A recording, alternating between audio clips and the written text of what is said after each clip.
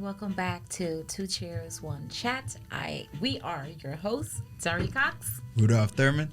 Thank you so much for joining us again. Thank you for all your love and support. Thank God for an opportunity to do this yet again. We hope that you guys have been keeping up with the episodes because we're just getting started. Yes, we are. We really are just getting started. Wetting our feet a little bit, I would say. Today's topic is one of the most important topic that I believe that we ever talked about. Yeah. On Two Cheers, One Chat, and that is domestic violence. This is a huge deal, as it should be.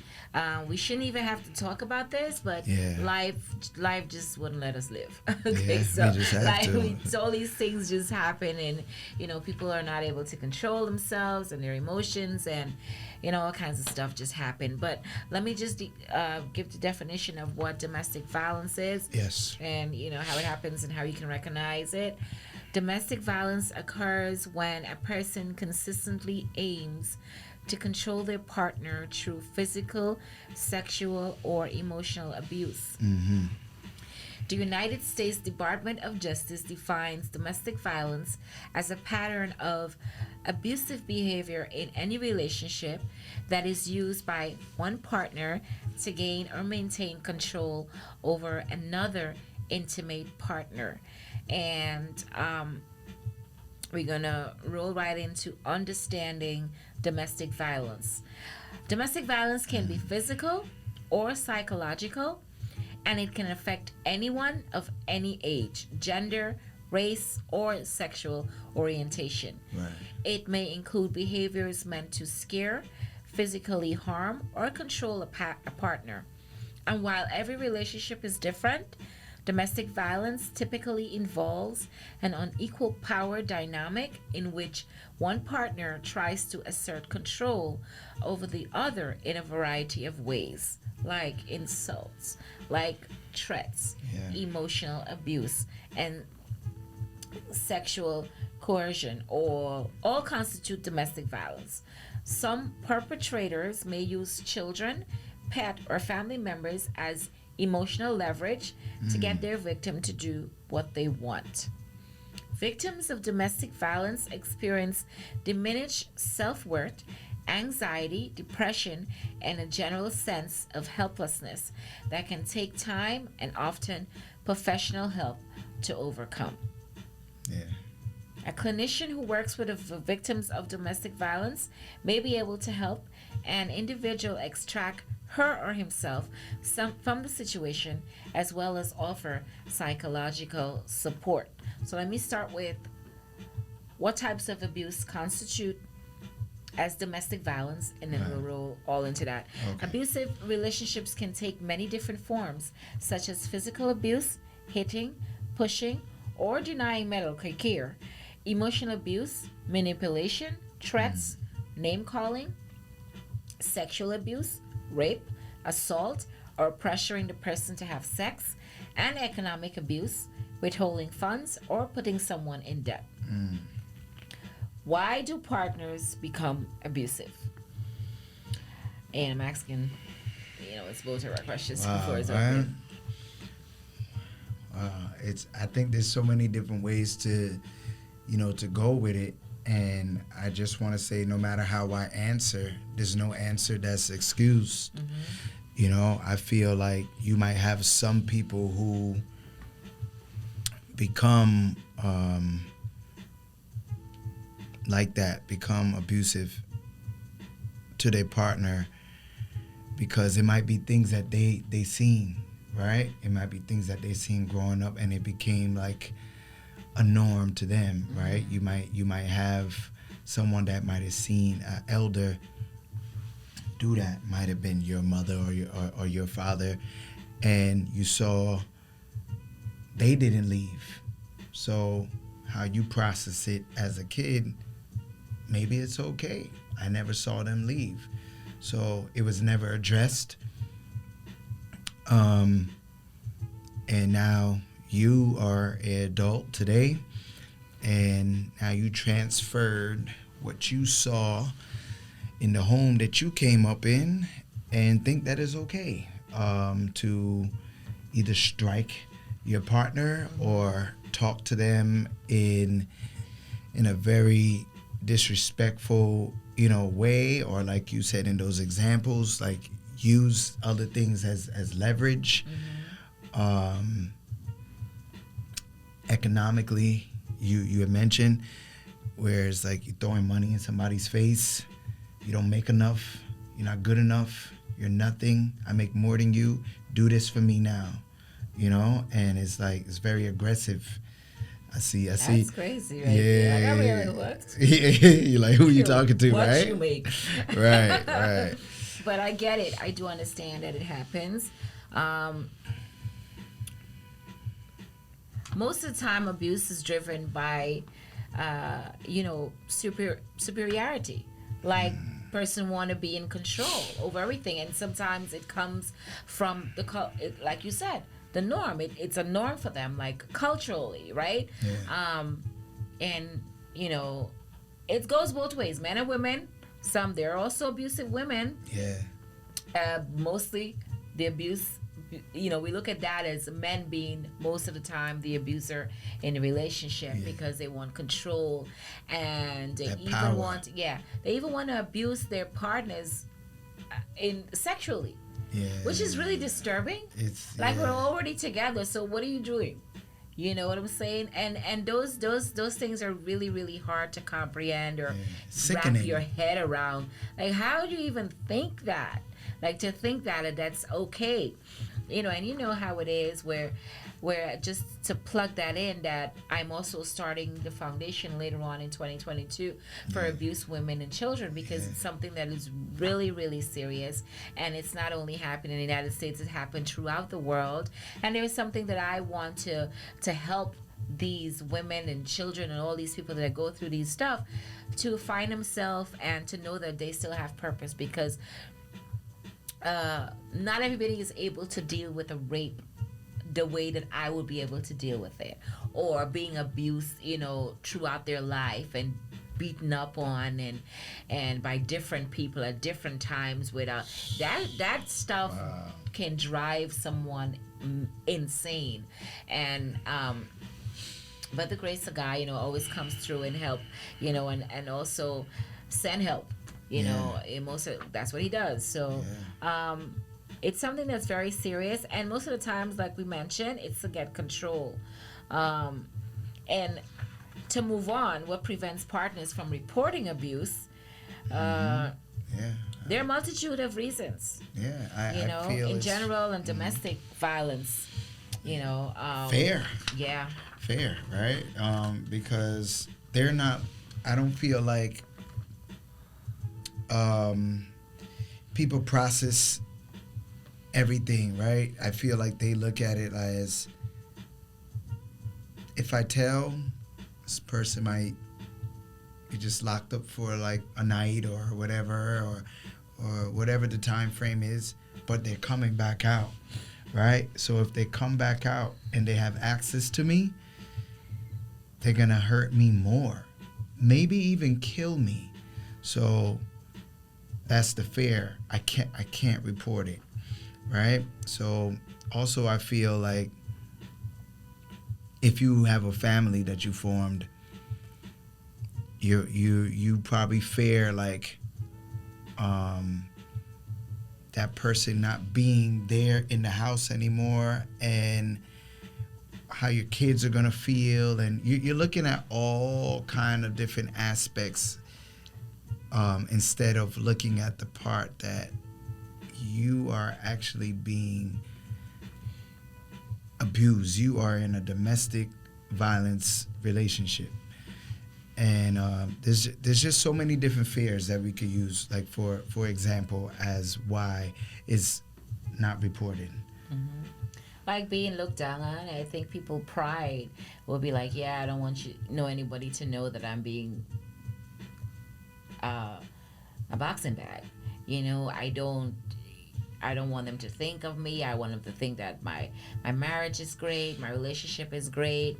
Perception. You know, I love him. He only does that when I do something wrong. So the question would be like, why do you think you deserve to be hit like you're a child, or punish for that reason? As an adult, like, no one has the right to put their hands on you at any time for any reason. No one has a right to abuse you physically. They should respect you, and if they don't respect you, they don't belong in your life. And I know sometimes it's easier said than done. Right. Like, there's stages that people have to go through to understand and to find their true self and to know what they're deserving of. Yeah. You know, I know situations sometimes it's hard where you can't go nowhere. There is no help for you. But there is always a way. There is a way. You just have to be strong, step by step, and make sure, you know, unfortunately some people die because of this, and we don't want you to get to that point where it's like that.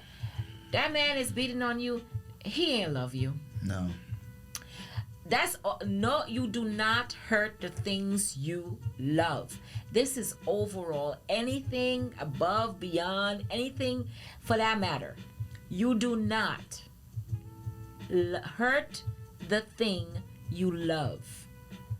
Maybe people need to really find out what love really is. And with that answer, you shall know if you're being loved or if you're not being loved. And pretty much that's my entire take on it. And I know that, you know, it's really easier said than done. So of course, I'm always praying for people to get out of these situations. That's why we decide to talk about it. That's why I decide that I'm totally invested in domestic abuse and violence, into helping people as much as I can when it comes to that. But seriously, that needed to be said. Yeah. And because a lot of people need to hear it. I wanna touch something that you said briefly. And the part about making excuses and putting the blame on yourself, I think that is a major problem when it comes to domestic violence.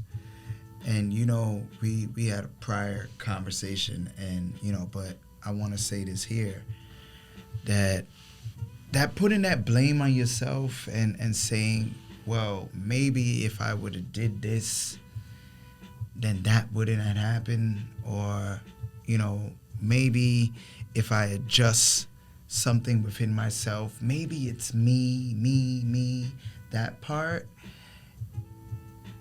is really, really bad.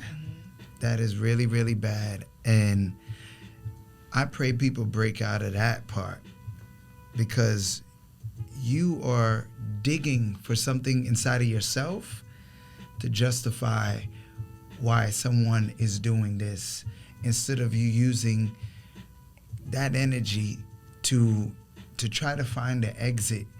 Or, you know, because like you said, it's not love. Yeah, that's definitely not love. It's not. Definitely love. I mean, you trying, like you just said, trying to justify what that other person is doing to you. At the same time, you said, maybe it's me. But do you deserve that? You can say, maybe it's me that is making him do that or making her do that. The other question would be like, but do I deserve to be treated that way? Right. Regardless. Right. You know what I'm saying? That even if you look at something as a trigger to somebody, right? So it's like... But still, don't you think that person needs help? Yeah. Right? If you keep doing this thing, and maybe you don't do it consciously, right? You're not aware that you're doing it. And then you got to be jumping because you're about to get slapped or bounced down, because do you deserve to live like that? Yeah. Like you shouldn't be living on edge where you feel like, you know, every little thing that I do, I could possibly get disciplined. You know, so let's talk about how to identify an abusive partner. Abusers aren't easy to spot. In public, they can seem smart, trustworthy, and charming with a personality that draws people in. But in private, they are a walking nightmare. Many abusers learn violence from their family and repeat the toxic patterns with their own partner or children.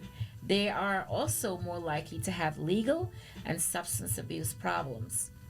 Heterosexual male abusers often believe in traditional gender roles, particularly that a woman's main priority should be to care for their partner and children. They have to be in control and are especially prone to jealousy, accusing their partner of cheating without any reason or needing to know where their partner is at all times. That's crazy, huh? That's insane. How do abusive partners act? They often isolate their victims from family, from friends, from work, and any other outside sources of support. They may have explosive tempers and become violent during an abusive episode. Afterward, they become remorseful and try to woo their partner back with charm and affection and promises to change. But the abusive behavior rarely stops. This is what they do.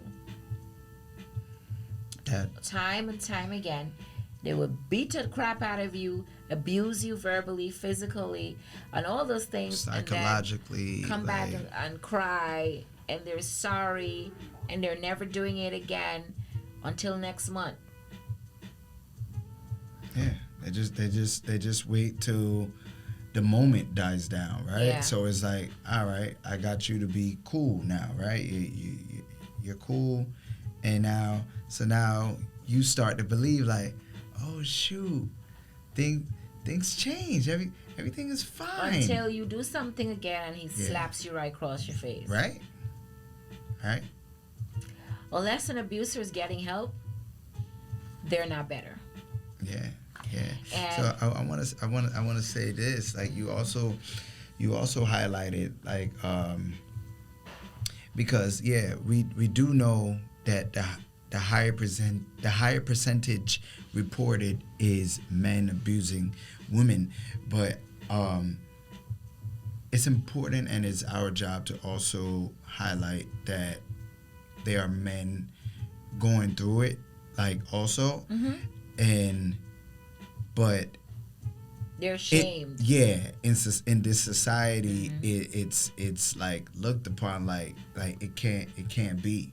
Like, because of how we look at a man and how we look at a woman. Like, man physically stronger than a woman. What do you mean you're getting abused? Well, you can psychologically get abused. It doesn't mean that woman has to be physically stronger than you. Like, words can break you down as well. So like you can have certain words that's said to you like repeatedly, and now that's inside of your head. And you're hearing that constantly. And that's abuse. Yeah. That's abuse. And you might be physically stronger, than a woman. But what if you don't want to be that guy to strike a woman, right? And that woman knows that, right? And she just like keeps nagging. Yeah, and slaps you, and like, I dare you. Jenny, just call me so I can slap her. No, I'm just playing. Oh my God. I'm just joking. No violence. No violence. I'm sorry. I gotta say something. I know you. Oh man. But it's really, for me, talking about this, I can go in so many different directions. Right. I try to I try to put a little humor in there for my sake, because this is a very touchy topic for me as well. Yeah, I know. Going through all that stuff, so it's kind of like, just to break the ice a little bit, I just threw that in there. But there's no violence going on there. I know how you are. So how can you tell if you're in an abusive relationship? Abusive relationships center around control and power. Common tactics that perpetrators use include a pattern of violence, episode with apologies, gifts, and promises to stop. Isolating the victim from friends, family, hobbies, or even their job. instilling guilt in the Yeah. victim for their behavior or wanting more freedom. And what are the signs of domestic violence? Outside of physical abuse, signs of domestic abuse include extremely controlling behavior, aggression, blame, and severe jealousy, and possessiveness.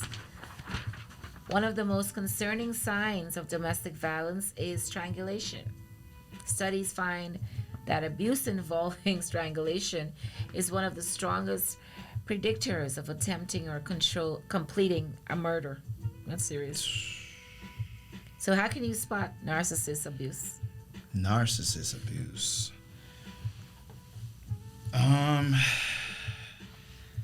First of all, you gotta define narcissist, right? So it's like, I guess like a narcissist is someone that's Likes like really control and power, yeah. that's like really like into themselves and stuff like that. It's about me, you know. So when you combine it with the abuse part, if they're not getting their way, they act out.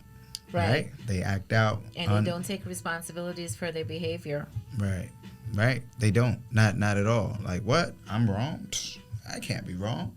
Don't you know that I'm always right? You know who I am? Yeah. The control, the power. Right. So how abuse impacts victims. It can take time before victims of domestic violence recognize the situation for what it is. Abuse often leaves physical marks, from bruises and broken bones to shortness of breath and involuntary shaking. Seeming more prone to accidents than the average person can be warning sign that someone is being abused. Abuse victims can also suffer both short and long-term emotional and psychological effects, including feelings of confusion or hopelessness, depression, anxiety, panic attacks, and post-traumatic stress disorder. What are the consequences of domestic violence? Domestic violence is the most common cause of injury for women, leading to even more injuries than car accidents. The physical consequences can be short-term, such as bruises, pain, and broken bones, or long-term, such as arthritis, hypertension, cardiovascular disease. The lasting consequences, psychologically, includes depression and post-traumatic stress disorder. How often is domestic violence perpetrated against men? 9% of men may experience domestic violence, which includes stalking, sexual assault, and physical violence. This one research suggests that 28% of men experience intimate partner violence in the U.S. Men face distinct hurdles getting help because they can be pathologized, not believed, or denied assistance from shelter created for women. My foundation covers men as well. Just wanted to point that out. We have everybody in there. I don't know what's going on, but we're gonna go all over the place. I mean, we just speak it in general. So it's like when I highlighted that, like, you know, I just wanted to be like fair, because I know sometimes society, you know, they don't speak on everything like as a whole. Like, you know, right away it's just like, okay, domestic violence, a man did something to a woman, right? Nobody never usually says domestic violence, a woman's doing something, you know, to a man. And you know, I think of really quick, if I could like touch on this also, like with domestic violence, when you talk about like signs, I feel like there's couples that have certain silent communication. Like if they do go out like certain places, some couples might have a pre-talk. Like, look, listen, we're gonna go out like this place with this couple or whatever. I don't want you doing a lot of talking, okay? Yeah. So it's like, so now if you've probably forgot what that person said, and now you at the table, and it's like there's signs that they're trying to give you a sign, like, you know, like you're doing too much, and now the person just like calms down. Sometimes the people that you go out with, if their eyes is sharp enough, they catch that, and then they might kick each other underneath the table, like, you saw that? Yeah, I saw that. Most people don't want to intervene in other people's relationship. Because sometimes you can try to help somebody from being abused, and the next 2 days you see them together again. Um, how do you deal with something like that? Because I know that we're supposed to mind our business, right? And we don't want to get caught up in their stuff, especially if there's a gun or knife involved. We don't want to be get cut and stabbed for someone who tomorrow will come and tell us, yeah, you were wrong, you attacked him. Yeah. Because stuff like that do happen. Right. And they're gonna look at you like, yo, why are you in my relationship? Stay out of my. Yes. They flip it all on you, Yeah. and the anger that you should have towards the person You're that's trying to help them. right. Like, you see when you listed like all the different results of things. You know what's the final result, y'all? Death. Yeah. That's the final result, because that's the thing that you can't come back from. So we have some words for overcoming domestic violence. There's something I want to talk, just read a little bit about why do people stay in abusive relationships, how can survivors heal from domestic violence, and how can society fight domestic abuse. Mm-hmm. So overcoming domestic violence, leaving an abusive relationship is exceptionally challenging, both emotionally and practically. The process involves acknowledging the abuse that's occurring, finding support to leave safely, and processing the experience and the remaining pain or fear. Mm-hmm. So there's like different steps, right? First, you have to recognize that you're being abused. And then second, finding a good support group or people that you can reach out to that can help you. And then after that, dealing with your trauma, dealing with that experience, because it can leave on you for years to come and affect other relationships. So, and that's all to do with healing. Right. You have to heal properly when in these situations. You have to block out that whole I'm embarrassed part and about what people are gonna say. The people that you worry about, like that's gonna make you feel like you're embarrassed.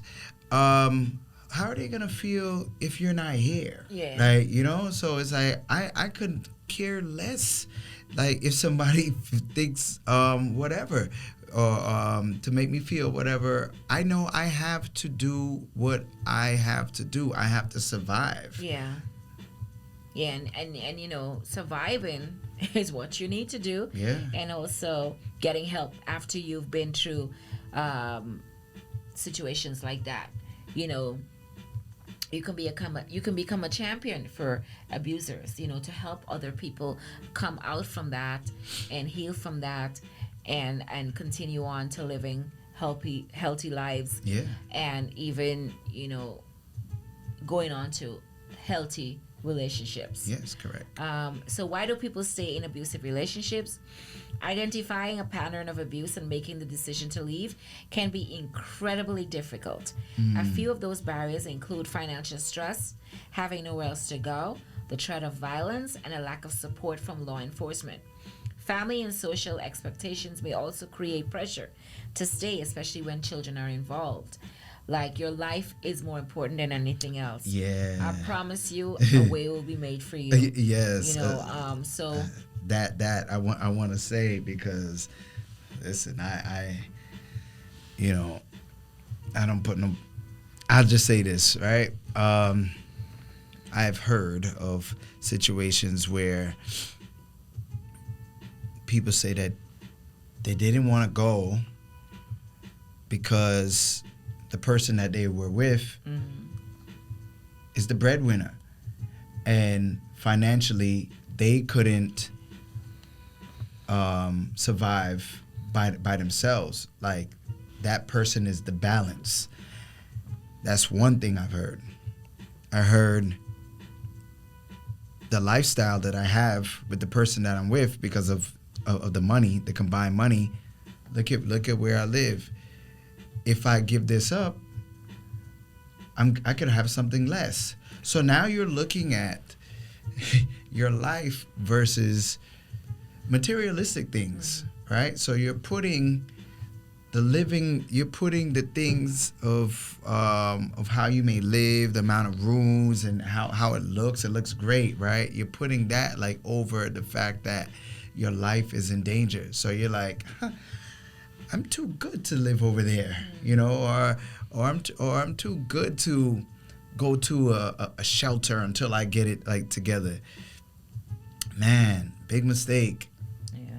Oh, you know, that's where we're here to try to encourage them, to give them that strength that they need. Yeah. Because it's not easy. It's not easy because of fear, of course, and being stuck in a shelter and stuff like that. Mm-hmm. And that's why there needs to be more resources, but we can run our mouths. People just have to like start bringing these stuff, you know, up like more and more and more, and the more you can shine a light on it, maybe more people will be like, you know what, we need to fix this and we need to help our sisters or our brothers or whoever. Yeah. So how can survivors heal from domestic violence? They first, like I mentioned, need to acknowledge that they're in an abusive relationship. Yeah. Writing down a partner's behavior to identify patterns, and speaking with a trusted friend or family member to help. Reaching out to a domestic violence organization. You know, you might not want to have, you know, go to the shelters and stuff, but there's organizations who actually help, and you don't have to go to shelters. You just have to do your research. Right. And be smart. Reaching out, and when I said be smart is be careful, because your abuser finds that, it's another problem. So you have to be careful and one step at a time. Speaking with a therapist, you know, to help process the experience and to help you rebuild self-esteem. So how can society fight domestic abuse? We as a society can empower rather than stigmatize abuse victims by directing them to supportive resources, making mental health care accessible and affordable, and developing and evaluating prevention programs, like I was just mentioned. Like, we have to keep stressing on these things because people in power are not paying enough attention. They give you here and there. They have these shelters that nobody wants to live in. It's just all over the place, and much work is needed to be done. Since financial strain is a key component, workplaces can help by creating policies to protect and support employees. And I do know that the facility that I work for has that in line. They're just really great with a lot of stuff that can help you with what you need to find yourself and to live better and get out of your situation. Right. Especially when we were working from home, they had to make sure that it's safe for us, even if we're in our house. Is it safe? Do you feel safe? Is there someone you don't want to be around? All these questions were asked, and it needs to be more like that, like around, like we need to like be your brothers and sisters, keep her at all time. Like, that's one of her purposes in life, to help each other, love each other, love on each other, care for each other, be there for each other, you know. And those of you who don't want to be real, just sit in the corner, because, you know, there's no space for that. Before we go, we want to remind everyone, if you haven't gotten our books, mine is The Scars I Come With, available on paperback and the other thing. And, ebook. Paperback and ebook, and it's wherever books are sold. If you want an autograph copy, you can find me. I am Derry Cox on Instagram. I am Derry Cox on Facebook. And my book is Pages of Potency, and you can find this book also on Amazon and on ebook. And you can find me on Instagram at Poetry is Poetry IZ Visual. Yay! This is a book of poems. He really showed out on this one, and the other one is coming soon. So look out for that. And this amazing book right here, The Scars I Come With, by this lady, Derry Cox. This is a gifted woman right here. You really are. She poured her heart into this book, right? This is her life, and I don't want nobody. I would say was, because they're not there anymore. Was exactly, Yeah. exactly. And there's so many different things in this book that you can learn from. So this is a book that you can learn from, that you can understand that no matter where you were at, you don't have to be there, today. So God bless this woman right here. Thank you. God bless you too. All right. This brings us to the end of Two Cheers, One Chat. You can find us on Instagram as Two Cheers, One Chat. We also have a YouTube channel. You can find us on YouTube. Yes, like and subscribe. Like and subscribe. Tell a and friend leave to tell a comment, friend. And a family and your dog and the cat and everybody. Purr. So who's chatting in the cheers? We are. Thank you for joining. Yes.